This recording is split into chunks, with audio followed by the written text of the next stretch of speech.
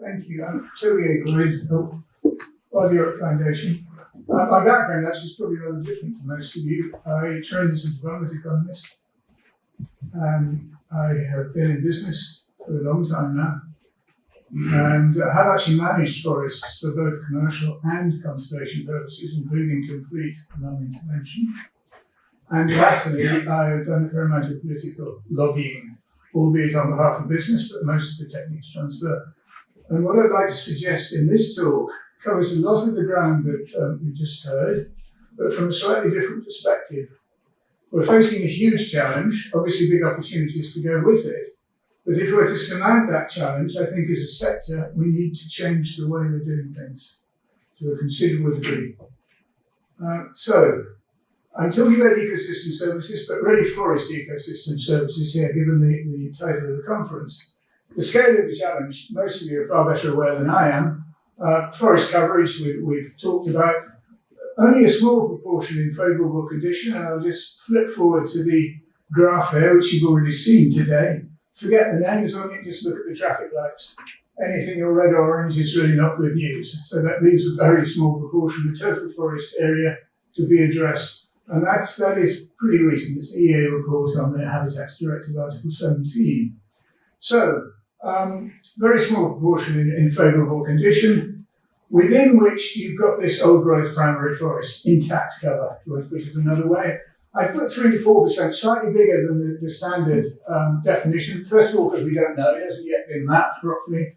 Secondly, if you make the definition too constrictive, you will find that you're playing straight into the timber industry's hands because you're only going to protect a very small amount.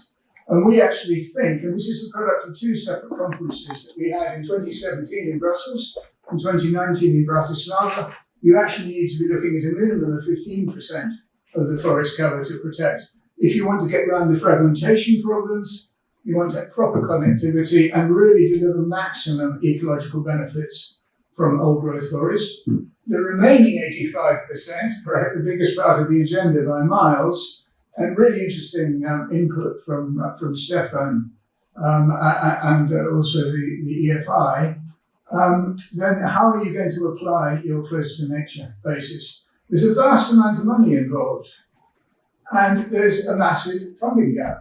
And until we decide how we're going to actually meet that gap, everything we've discussed today is completely academic. And frankly, we'll have a steamroller push through it. So how do we get around to doing that? Looking quickly at this range of ecosystem services, slightly different, more sort of homespun. I tried to avoid terminology because people kind of get a bit confused if they're non-economists. And probably a lot of you are, I don't know. Carbon storage obviously vital from the mitigation perspective for climate change, probably the single most important in fact. And sequestration, you're talking 10%, which is a really significant proportion of EU emissions. Not forgetting flood alleviation has been touched on, but as at higher scale as you can manage. Catchments are all part of little catchments, so you can do any scale you like, but full catchment scale is really important. And then you've got the fact that forests can actually restore a water table. They can bring it back up to the surface and make it functionable for the productive, as people would like to call it, parts of the economy as well. The cleansing function. Nature tourism and recreation, don't forget it. Fastest growing sector of most economies. And you put all this together, very significant, and it's not a question of last but not least, the extractive industries actually provide about a third of GDP of the non-extractive. Don't forget that because it's a vital lobbying tool that is not being adequately used at the moment. And that comes from Eurostat. Benefits, again, we've been through those, so I'll skim it very quickly. Obviously, the climate, biodiversity, the economic benefits, but how you can actually use those, when you're going to translate them into action on the ground. Clearly, the valuation involved, the economic valuation, influences land use. It's enormously important and not, generally speaking, translated properly into official policy and budget. That's for official funding. And you can help define and create the wherewithal to secure private sector funding.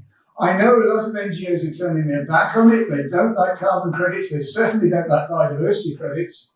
Down to them to actually say what they're going to put in their place. And better still, learn a little more of the techniques involved and start putting their own instruments out into the market that they are happier with.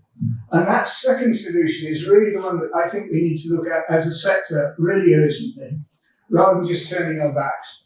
And it applies right at the moment to the nature restoration law. I know it's been passed, but by a hair's breadth, by the pure bravura on the part of one minister, the environment minister for Austria. If she hadn't stood up, that would have been destroyed. Be back in the rubbish tip for the next parliament. Ditto forest monitoring law is being mangled at the moment, vastly underpowered in terms of what we need to really help protect and restore forests. So how are we going to get the funding for that? Challenges for sure that we need to face and tackle individually, facing private sector funding. You've got this problem of license to pollute. A company buys credits and it carries on business as usual polluting and doesn't need to bother. Well, that doesn't have to be the case because you can adopt a cap and trade. You can actually trade on the basis that the company concerned reduces its outputs over a certain length of time, etc. Greenwashing, another huge problem. But again, you can deal with it by making sure you've got the right criteria and the right sort of verification. Matching, the second main challenge, actually matching limited resource, even with your vastly greater private sector resources waiting to be utilised, there is the issue of needing to apply them to the most effective projects, whatever your objectives are. Again, what you need to do, which is not being done properly at the moment, is to have very tight targeting and detailed criteria and subsequent review applied to each single one of the projects and the actual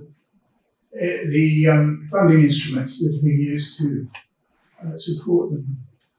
And then this last one, which looks a little bit abstruse and is tied up heavily in the science we're discussing this morning, there are a number of differences that you need to reconcile. Carbon storage, for example, requires close canopy cover, high humidity, low temperature.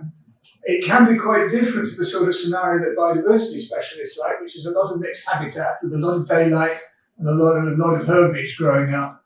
That's got to be dealt with, as has the slightly simpler conflict between a lot of tourism and conservation that has to do with scale of operation. They are both entirely reconcilable, it just requires planning. So, a number of recommendations for actually how we operationalise the FES agenda, Forest Ecosystem Services agenda. First of all, start by prioritising old growth. It is absolutely essential. The 15% is essential. It's not just a nice to have to target. For all those reasons, it is greatly superior to alternative forms of land use, including mixed forestry with extraction.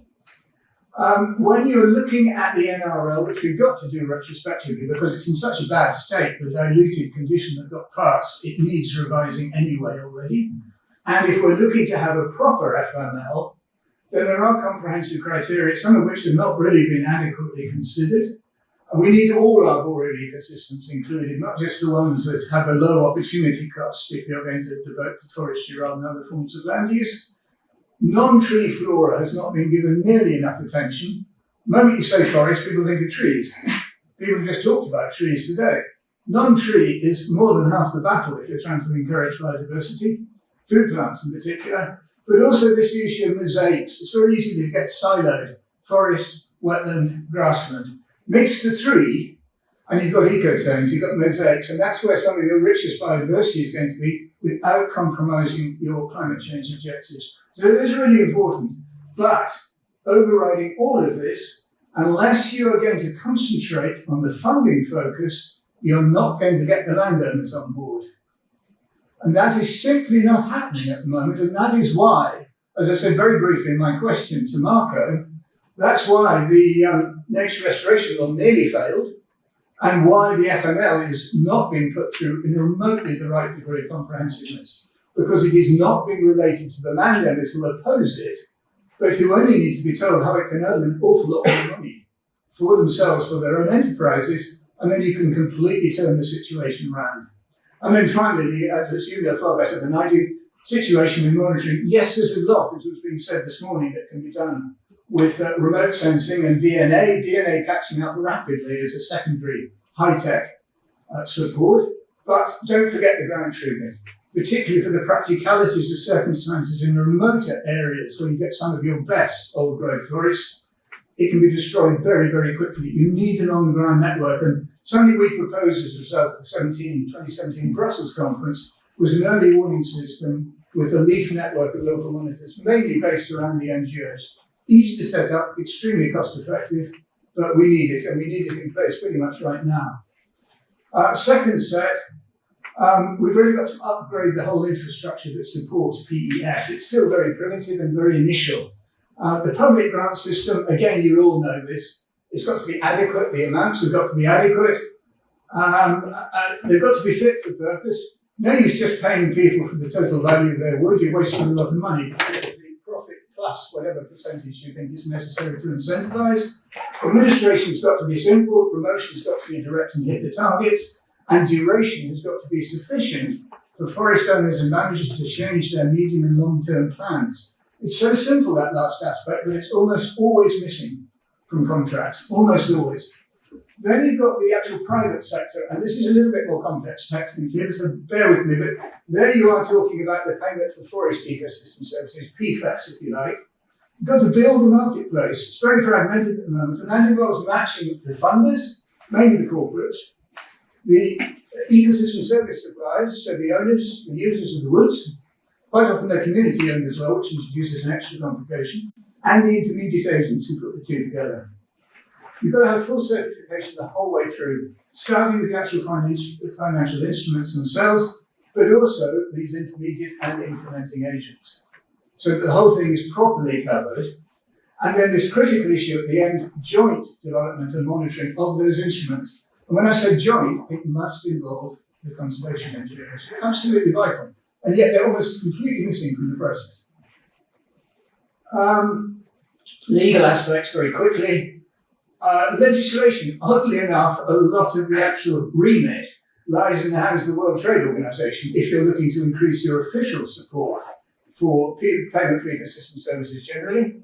They have managed to negotiate cost plus 20% in terms of allowance for that official support. Not remotely enough for a private sector landowner, again, looking to change their pattern of operation. That's got to be followed through on as quickly as possible, and something we've been discussing with DG Agri. Assurance of long-term legal and funding agreement. Obviously, if you can buy the land or you can get the state that owns the land to do what you want anyway, that's fine. For all other circumstances, there's a whole raft of agreements now coming increasingly into the fold in terms of their actual legal effectiveness. I've just put a couple down there. And then coming on to this issue of contract periods, I had a meeting with Harold Manser actually with EFI back in April in Brussels. He reckons minimum 20 years. Again, where is 20 years in most contracts? Doesn't do that. Okay, behind all this, conservation sector, brilliant on the technology side, brilliant with its biodiversity, planning, research, etc. Desperately needs capacity building. Economic valuation, financial management, enterprise implementation. That has to be done as quickly as possible. But equally, for the other side, if you want to call it that way, for the ecosystem service providers, for the funders, for the corporate sector, and the intermediaries, whether that's agents or NGOs, they must properly understand environmental principles and targets. And I suggest there's a short, a medium, and a long-term aspect to the plans that are necessary to implement that. In the short run, how many of you heard of EC guidance on development of public and private payment services? Hands up. 3, 4. Great. 5. And yet you're probably the most informed of any group in the conservation sector in many respects. Why haven't you heard of it? Because it hasn't been discussed. It was developed back in March 22, dominated by DG Agri and Klima. DG Environment were there, but they didn't participate. They don't figure on the upcoming document. And yet in respect of using, monopolizing and getting funding from those ecosystem services, it's one of the most important documents I've seen. And it's a stupendous indictment, frankly, and there is nobody from DG Environment here, although they might or might not hear this broadcast, of the fact that they have not been promoting it. It's needed in a workshop form. That's what we've been campaigning with. We've asked DG Environment, we've asked DG Agri, and we've asked DG Klima. DG Agri quite keen. but it's not going ahead, and we don't know why not. We have our suspicions as to why not, and we're going to try and find it in the next couple of weeks. That is vital, a whole day. And at that, we will obviously identify the opportunities that are outlined in that document, and then we need to act cooperatively with the agricultural sector, with the foresters. It's not something we can do on our own, not least because most of the money actually comes through DG Agri anyway, so we need their full cooperation. And we need to be working on the FML before it becomes concretized and goes to the vote. So in other words, very quickly, and retrospectively on the next restoration law, and just generally build this capacity that is necessary, identify where the strengthening is required and go for developing it.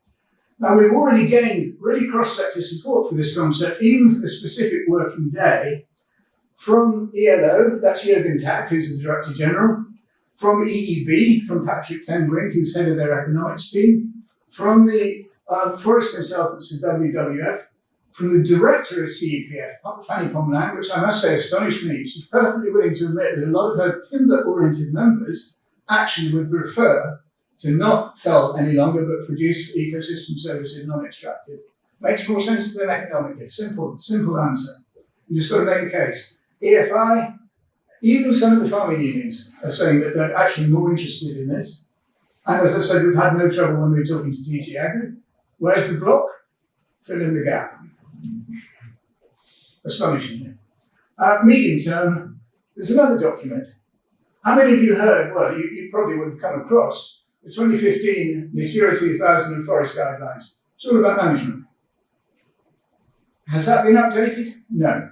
Were they starting the project to update it? Yes. It was stopped in its tracks. Why?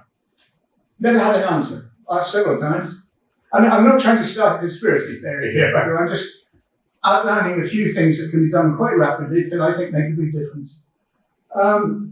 So anyway, what we need an update and a dissemination as quickly as possible, and then that becomes a background document for your training, your consultancy, your mentoring, and your secondment, which are various ways of introducing specialisms quickly where they're needed, at field level and strategic level in the conservation sector, and equally addressing the research gaps. That university matching exercise, I won't go into it now, it's very new. We don't even know if it's going to be accepted yet. We put it to Cambridge University as a way of getting a good supply of PhD candidates for NGOs. They're only PhD candidates, so you're not talking experienced personnel, but that could help fill a very, very large area of research requirement very cheaply. Long-term action, sorry, I don't know what's happened there. This is long-term. First thing, multi-speciality conservation degrees. Yes, you still need your specialisms in biodiversity, and the outcomes from universities are absolutely superb. A lot of the presentations, all the presentations we've seen today, are a testament to that. But you must from now on include finance, economic valuation, enterprise, and I hate to say it, but also lobbying and media management, which no use developing a brilliant message if you don't know how to convey it properly to the right targets. Same time, the other side, as it were, your MBAs, your forestry and agricultural colleges have got to incorporate environmental studies into their land use programs. It's desperately simple, but nobody's doing it. There is not any overarching strategy to put it into practice. It's probably the one action that is going to have the biggest outcome in terms of propelling forward the whole conservation agenda. We're just talking forests here, it applies equally well to the rest of the sector. And then there must be a coordinated strategy, obviously, as I say, to deliver that. This is my last slide. The wider alliance. We've already pointed it out in terms of today's workshop for ecosystem services. Put it onto a larger basis. We've got to stop this megaphone diplomacy of talking to other sectors through the press or press releases or antagonistic productions, work out our common ground and sort it out. We all know we need a productive agriculture and forestry sector. There's no two ways about it. But they can help themselves by adopting our strategy once we put it into the right economic terms in a way that can be translated into cash flow. So we need to go beyond, and in many respects that's already done. I mentioned the ELO. Consumers were now in touch at Director General level with the Global Consumer Organization and with BUC, which is the European equivalent for consumers. They're not primarily environmentally oriented, but they share a lot of our aspirations. They're far better resourced, and frankly, they've got much better contacts as well. Ditto taxpayers. Forestry and agricultural moderates, they do exist, and they're actually incredibly constructive and helpful when you talk their language. And then the corporates themselves, of course. And all this has to do also with rebalancing contribution and influence. We think of the foresters and the agriculturalists as a massive, undefeatable lobbying bloc. And in some respects they are. In other respects, that massiveness is actually born out of weakness. They represent, or forestry is less than 1%, forestry and agriculture is less than 2.5% of the entire European GDP. And yet, if you're talking of forestry, the other 99% not only pays their subsidies, but it's also got to pay for the costs of worsening climate change when they're using the wrong practices. And you can throw wood bioenergy into that easily, lock, stock and barrel. Ditto the agricultural sector. That's not to say you don't want them in a healthy condition, totally agree. But you completely alter the balance of power once you start looking at the equation in those terms, particularly when you're applying it to the much broader alliance that we're simply not reaching out to at the moment. But all that has finally to go into this concept of a proactive and coordinated lobby strategy. Again, looking at my own background, as I say, I think a lot of the techniques are transferable. A lot of the lobbying in Europe, and I mean no discourtesy here, still in the Stone Age. But the positive side of that is there's an awful lot we can achieve very quickly with some fairly straightforward changes. Thank you, anyway.